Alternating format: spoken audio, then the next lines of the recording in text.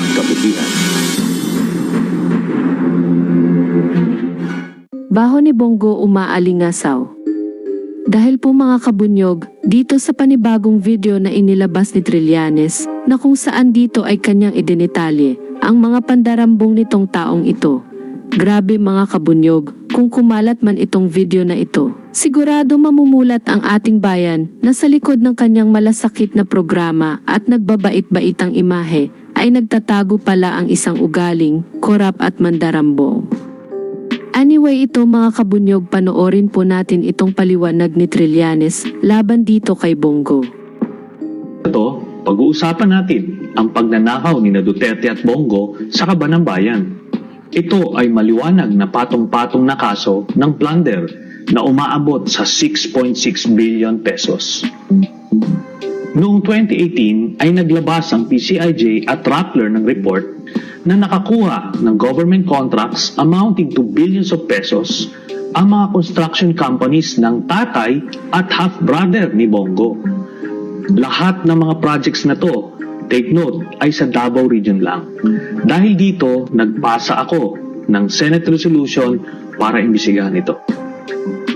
Humingi ako ng mga dokumento sa DTI at COA para mapag-aralan kung totoong may mga anomalya sa mga transaksyong ito. Ito ang mga nakita ko. Base sa records ng DTI, ang CLTG Builders ay pagmamay-ari ni Mr. Desiderio Lim na tatay ni Bongo. By the way, ang CLTG ay initials din ng buong pangalan ni Bongo na Christopher Lawrence Tesoro Go. Ang Alfredo Builders and Supply naman, ayon din sa DTI, ay pagmamay-ari ni Alfredo Amero Go. Siya ang half-brother naman ni Bongo. Base sa mga COA documents, nakakuha ng 125 projects ang CLTG mula March 25 hanggang May 2018 na umaabot sa 4.89 billion pesos ang halaga. In 2017 alone, nakakuha ng 27 projects ang CLTG worth 3.2 billion pesos. Again, lahat ng projects na ito ay located sa Davao City or Davao Region lamang.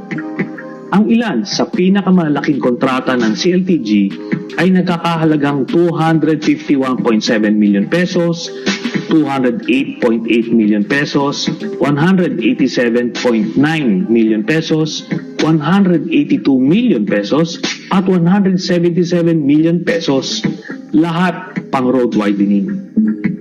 Ang Alfredo Builders naman, ayon sa COA, ay nakakuha ng 59 projects from June 2007 to July 2018, amounting to 1.74 billion pesos. In 2018 alone, nakakuha ang Alfredo Builders ng 23 projects amounting to 1.3 billion pesos. At gaya ng CLTG, lahat ng projects ng Alfredo Builders ay located sa Davao City or Davao Region lamang. Ang ilan sa pinakamalaking kontrata ng Alfredo Builders ay nagkakahalagang 181.5 million, 140 million, 132.5 million, 108 million, at 93 million pesos na lahat ay pang-concreting o road widening. Pag itotal ang mga projects na nakuha ng tatay at half-brother ni Bongo, ito ay aabot sa 6.6 billion pesos. Specifically, 1.5 billion pesos nung mayor pa lang si Duterte sa Davao City, habang 5.1 billion pesos worth of projects naman ang nakuha ng pamilya ni Bongo nung unang 2 taon pa lamang na pagkapresidente ni Duterte. Pareho ding B-license lang ang hawak ng 2 kumpanya, pero nakakuha sila ng malalaking proyekto. Bawal po ito. Kaso, naikutan nila ang requirement na to dahil pumapasok sila sa joint venture arrangements sa mga kumpanyang may AAA license, pero kung titignan natin ang mga kontrata nila with DPWH, mismo ang tatay ni Bongo na si Desiderio Go ang identified na contractor at siya pa rin ang nakapirma dito. Ganun din sa kontrata ng Alfredo Builders, mismong half-brother ni Bongo na si Alfredo Go ang identified as contractor ng project at siya rin mismo ang nakapirma rito. Ngayon, ano naman ang mali dito? Marami.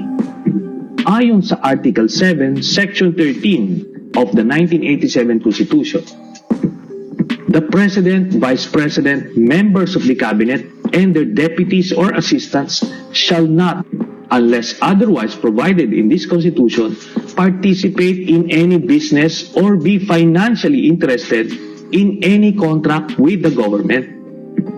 Ayon naman sa Republic Act 7080 or mas kilala sa tawag na Plunder Law, ang crime na plunder ay identified as any public officer who, by himself or in connivance with members of his family, relatives by affinity or consanguinity, business associates, subordinates, or other persons, amasses, accumulates, or acquires ill-gotten wealth through a combination or series of overt or criminal acts in the aggregate amount of 50 million pesos shall be guilty of the crime of plunder and shall be punished by reclusion perpetua. In the same law, ill-gotten wealth is defined as any asset, property, business enterprise, or material possession of any person acquired by him directly or indirectly through dummies, nominees, agents, subordinates, and or business associates by receiving directly or indirectly any commission, gift, share, percentage, kickbacks, or any other form of pecuniary benefit from any person and or entity in connection with any government contract or project or by reason of the office or position of the public officer concerned.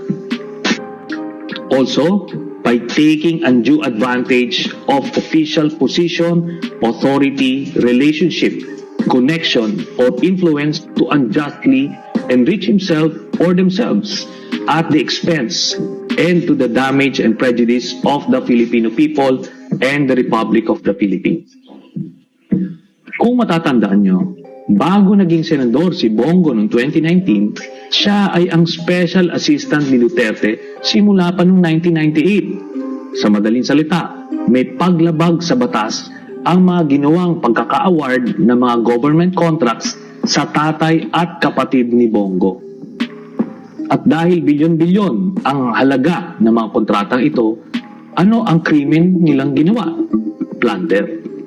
Maliwanag na ginamit ni Bongo ang kanyang posisyon in connivance with and obvious consent of Duterte as mayor and later on as president para makinabang ang kanyang pamilya. Kaya naman pala sinabi ni Duterte sa isang press con na bilyonaryo si Bongo kasi bilyon-bilyon na pala ang ninakaw nila sa Kaban ng Bayan. Bongo intervenes. Alam mo, hindi ako mag-ibang pero bilyonaryo to. Sa totoo lang. Utangin na ba? Tanungin niyo kung sino yan.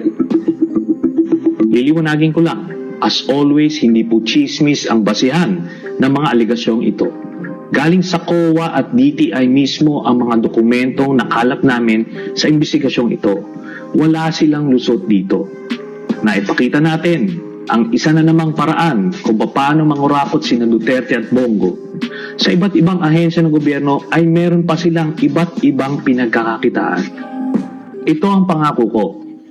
Basta pag nawala na sila sa pwesto, ipa-file namin ang mga kasong plunder kina Duterte at Bongo base dito sa mga government documents na ito.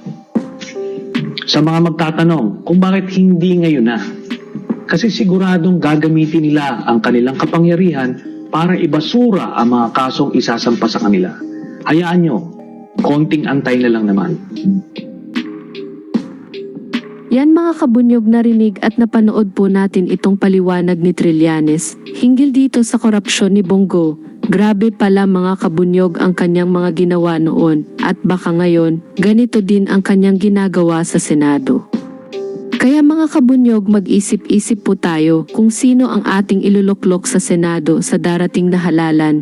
Huwag po natin sayangin ang ating boto. Anyway, dito na lang po ang aking topic. Mabuhay po tayo mga kabunyog. Bunyog, bunyog. Halikan na kasama ka, Bunyog. Kapag buklod ay may pag-asa, Luzon, Visayas, Mindanao, isa ang pananaw.